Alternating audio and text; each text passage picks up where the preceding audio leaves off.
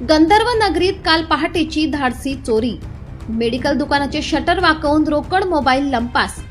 सीसीटीव्हीत कैद घटना.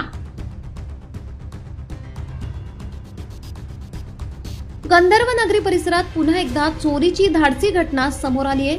उपनगर पोलीस ठाण्याच्या हद्दीत असलेल्या भोळे मेडिकल या दुकानात बुधवारी पहाटे अज्ञात चोरट्यांनी शटर वाकवून प्रवेश करत रोकड आणि मोबाईल लंपास केल्याची घटना घडली. ही संपूर्ण घटना सीसीटीव्ही कॅमेऱ्यात कैद झाली आहे. दुकानाचे संचालक विशाल गीते यांनी सांगितले की मंगळवारी रात्री नेहमीप्रमाणे दुकाने बंद करून ते घरी गेले होते. मात्र बुधवारी सकाळी दुकान उघडण्यासाठी आल्यानंतर शटर वाकलेले दिसले आणि आत चोरी झाल्याचे त्यांच्या लक्षात आले. अज्ञात 2 चोरटे पहाटे सुमारे 4 वाजण्याच्या सुमारास दुकानात घुसले. त्यापैकी एक जण बाहेर पाळत ठेवून होता, तर दुसऱ्याने आत प्रवेश करून रोकड व मोबाईल चोरून दोघांनी तेथून पळ काढला.